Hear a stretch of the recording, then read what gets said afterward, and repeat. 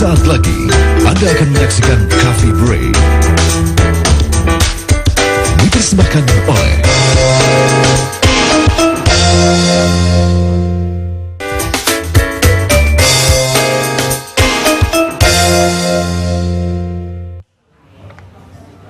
Selamat pagi. Selamat pagi.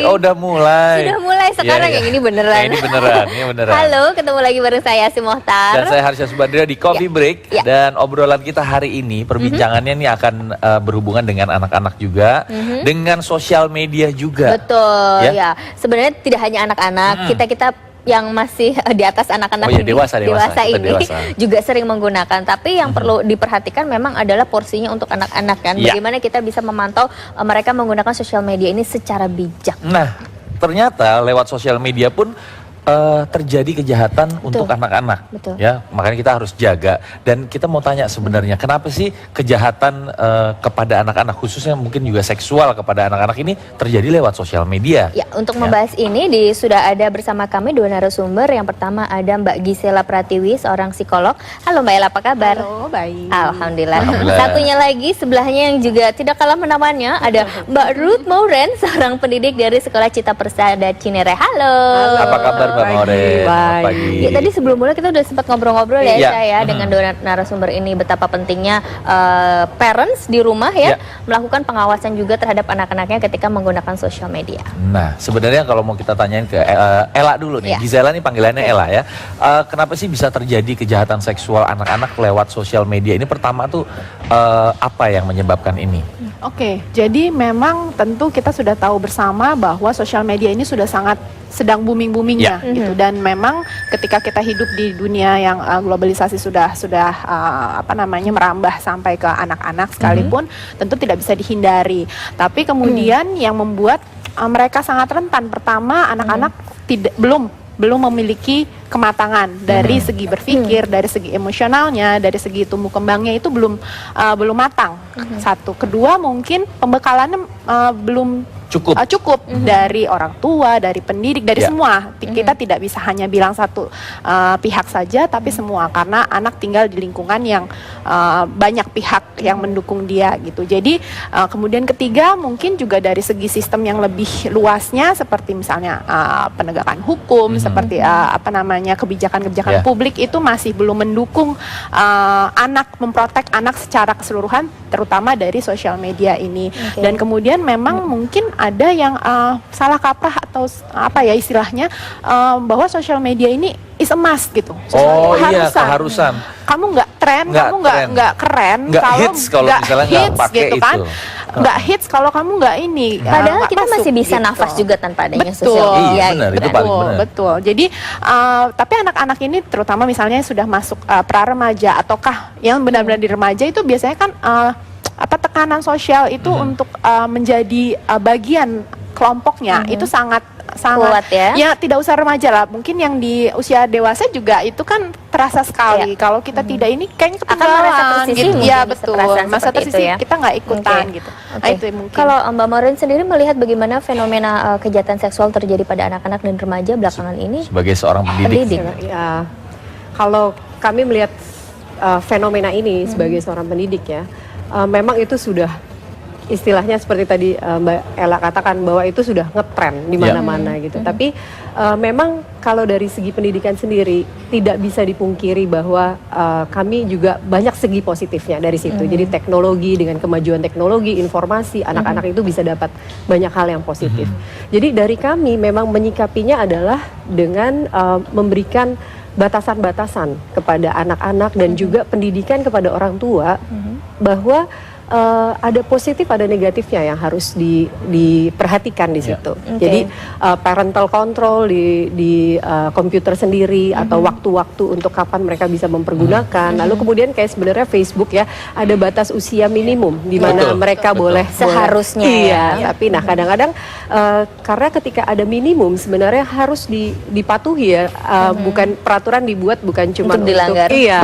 Jadi balik lagi kita harus lebih menyadari, menyikapinya dengan bijak ya, karena itu yang paling penting sih. Sekolah kami dari pendidik itu juga berusaha untuk memberikan edukasi kepada orang tua, kepada anak Salah sendiri. satu edukasinya mungkin nggak sih Mbak Maureen dengan mengajak anak-anak ini ke dalam satu proyek untuk mereka menggali lagi apa sih sebenarnya pentingnya sosial Mungkin media? bisa Udah pernah diterapkan sekali. belum sih? Kalau kami sendiri sih biasanya lebih ada beberapa pelajaran ya, salah satunya adalah pelajaran karakter juga, yang dimana itu bisa dimasukkan nilai-nilai itu, karena di dalam situ itu banyak sebenarnya. Untuk memilih sesuatu yang benar ya, itu ada satu karakter juga, bagaimana memilih yang benar, bagaimana kita taat mendengarkan orang tua, itu bisa dimasukkan di dalam itu, agar anak juga sebenarnya yang perlu adalah mereka dibimbing untuk bisa memutuskan dan atau melakukan sesuatu itu yang benar. Bukannya dilarang ya? Iya, Bukannya karena dilarang. dia tahu bahwa itu benar gitu ya. Jadi si anak ini diharapkan bisa membentengi diri sendiri apa yang do's and don'ts yang bisa Betul. dikerjakan Itu penting sekali. dalam sehari-hari, terutama dengan pemanfaatan sosial media. Karena kita ya. sebagai orang tua atau pendidik, kita tidak bisa membatasi dan tidak bisa mengikuti mereka 24 jam ya. Betul. Ketika kita memberikan pengertian itu, kita tidak bosan-bosannya terus mengingatkan mereka. Saya rasa ketika mereka nanti di luar sana, mereka akan tahu, oh iya, saya tidak boleh yang ini, jadi lebih seperti itu. Dan ya. memang semua peranan ini tidak hanya harus seorang pendidik atau seorang psikolog yang menjelaskan ke anak-anak, tapi yang paling penting adalah peranan orang tua Orang ya. tua, iya. Karena pengawasan di rumah ketika anak-anak sudah lepas dari sekolah adalah orang tua gitu Benar. kan. Benar. Nah, bagaimana ini ya kalau Jadi orang tua last sedang sibuk defense-nya bekerja gitu anak-anak kan? setelah mereka beraktivitas adalah si orang tua itu Iya, sendiri. di keluarga. Bagaimana kita mengawasi. Oke. Menarik juga nih pemirsa, bagaimana juga saya sebagai orang tua. Bagaimana Mas Arsya? Ya, jadi kemarin kebetulan anak saya minta, Bapak tolong dong bikinin Facebook sama Twitter. Oh, gitu. Saya tanya Oke. buat apa? Sampai informasi semua di Facebook dan Twitter itu ke arah ke saya. Memang Oke. foto dia tapi informasinya semua ke saya supaya bisa diawasi. Bener Oke. kan? Ya, Salah betul, satunya betul, kayak betul. gitu ya Mbak ya? Iya. Oke, nanti akan dibahas lebih lanjut, Betul. terutama sharing dari sisi pengalaman sebagai orang tua. Iya. Tapi nanti kami juga mengundang Anda berpartisipasi Betul. dengan kami, langsung bertanya dengan dua narasumber di line telepon 2994 1184 atau 85. Kita kembali lagi, jangan kemana-mana, tetap di Coffee Break.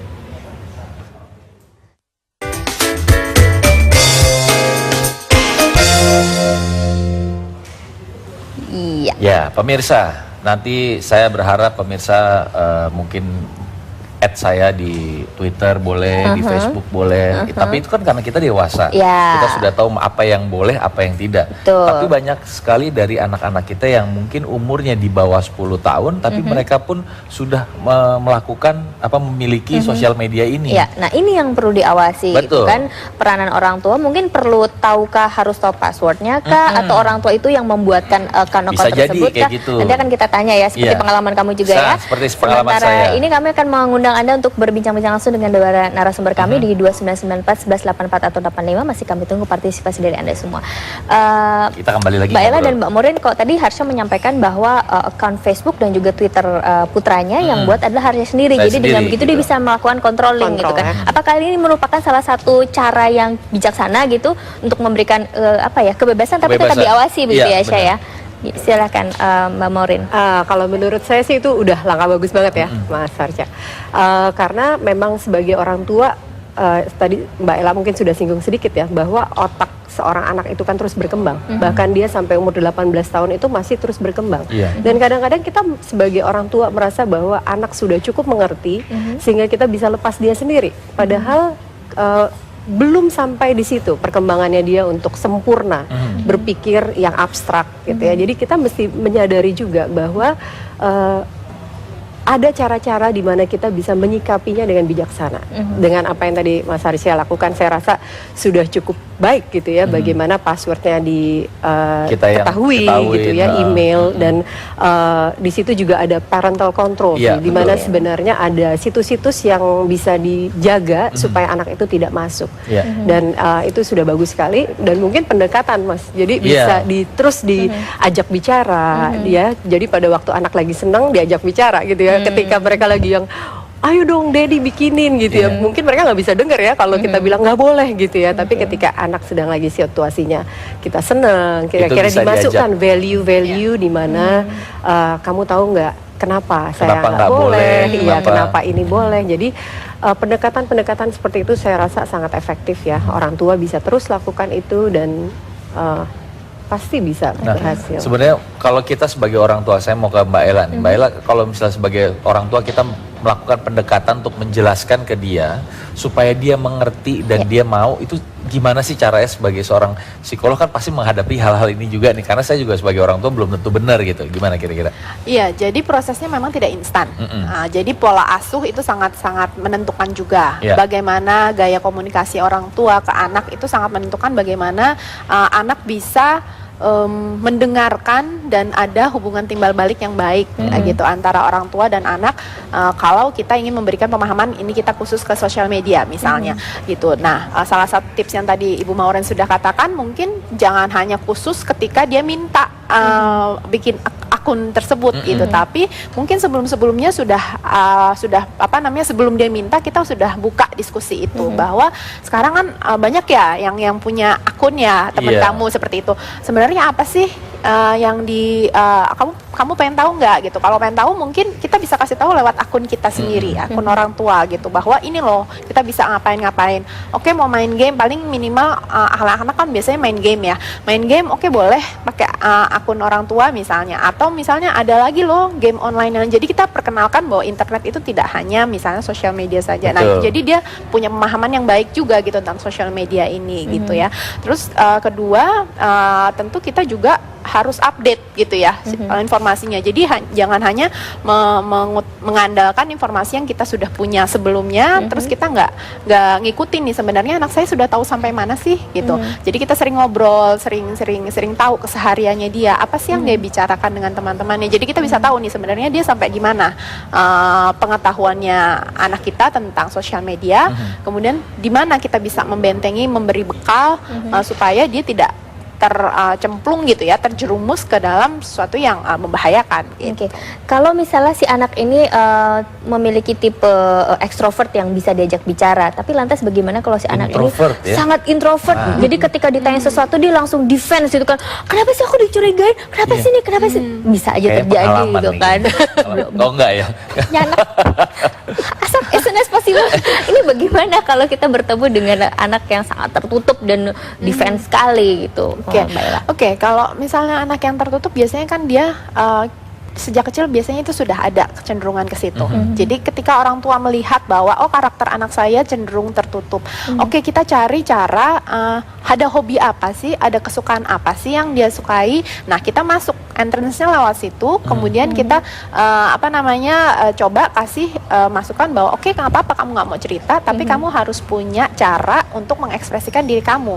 Apakah dia suka menulis, apakah dia suka menggambar, senian gitu, apakah dia suka bermain musik dan sebagainya gitu ya, atau hobi olahraga atau apa yang lain gitu ya. Nah, dari situ kita bisa masuk, oh kamu kemarin nulis apa, kamu kemarin tanding bola ya, menang nggak, kenapa nggak menang, kenapa menang gitu. Jadi dari situ kita bisa diskusi, makin lama dia merasa bahwa dirinya diterima.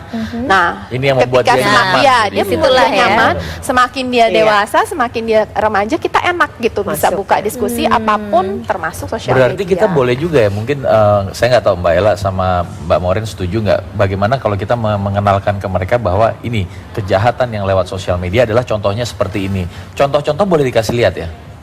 Saya pikir ada usia di mana ketika mereka sudah bisa menerima, boleh. Boleh ya? Jadi iya. Nanti ini berbincang mengenai contoh-contoh nyata yang sedang marak terjadi di sekitar kita. Kita bahas lebih lanjut terhadap anak-anak. Bagaimana sesaat lagi, jangan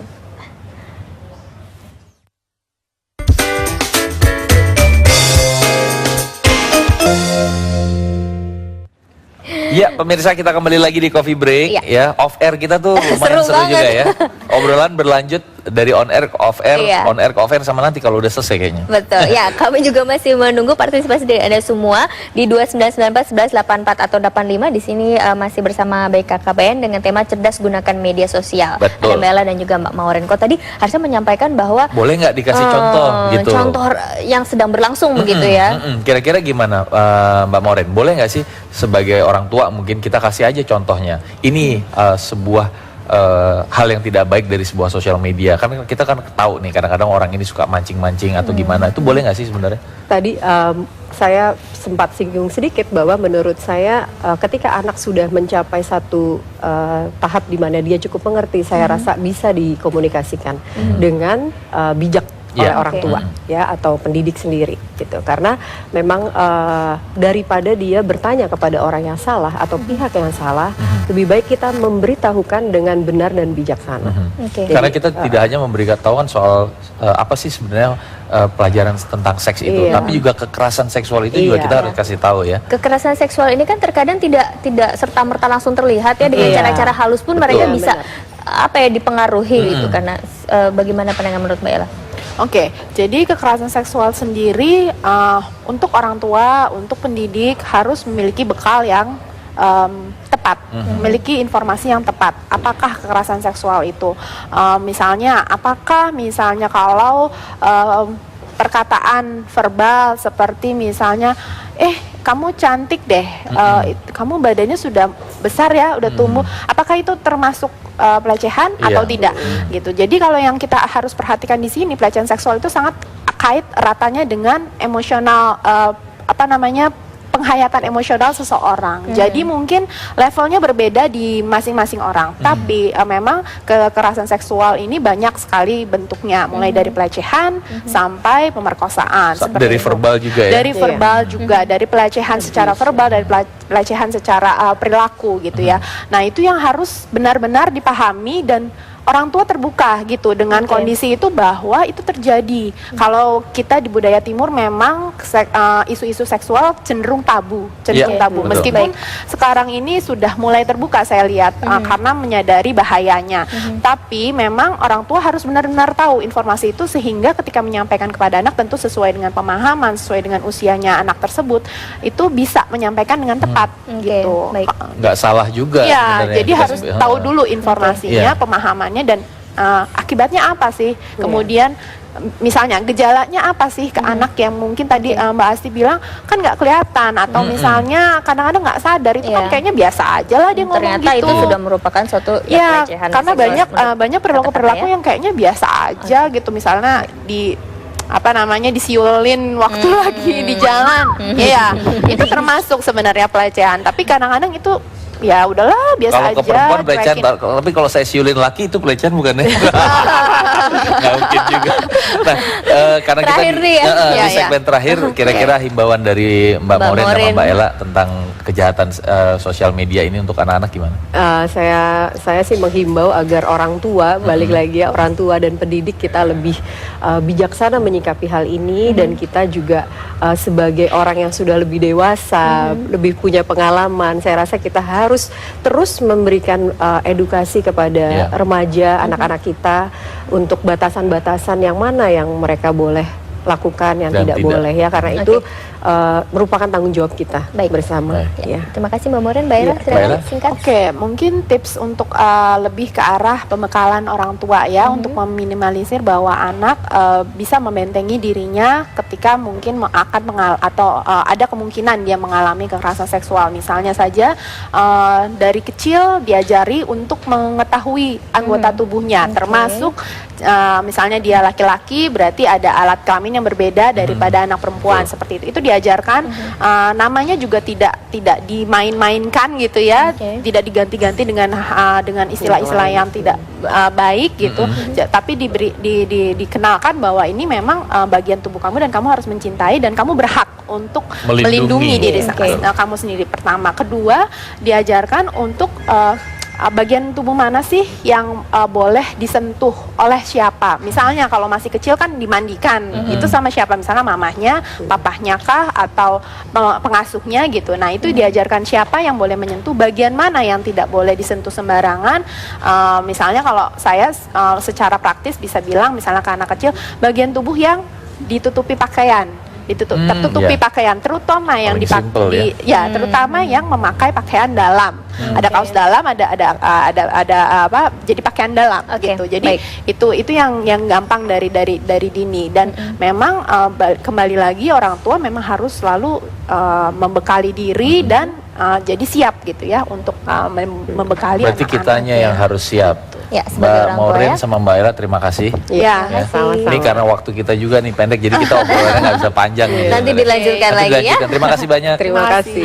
Oke, pemirsa, itu tadi bincang-bincang kita bersama BKKBN dengan tema cerdas gunakan media Ya. sosial. Semoga kita semua sebagai orang tua bisa lebih pintar dan juga bisa jauh lebih bijak daripada anak-anak kita dalam menggunakan sosial media ini Dan sendiri. kita sebagai orang tua akan terus belajar. Makanya jangan Betul. kemana-mana, tetap di Coffee Break. Kita akan kembali lagi. Sesaat lagi.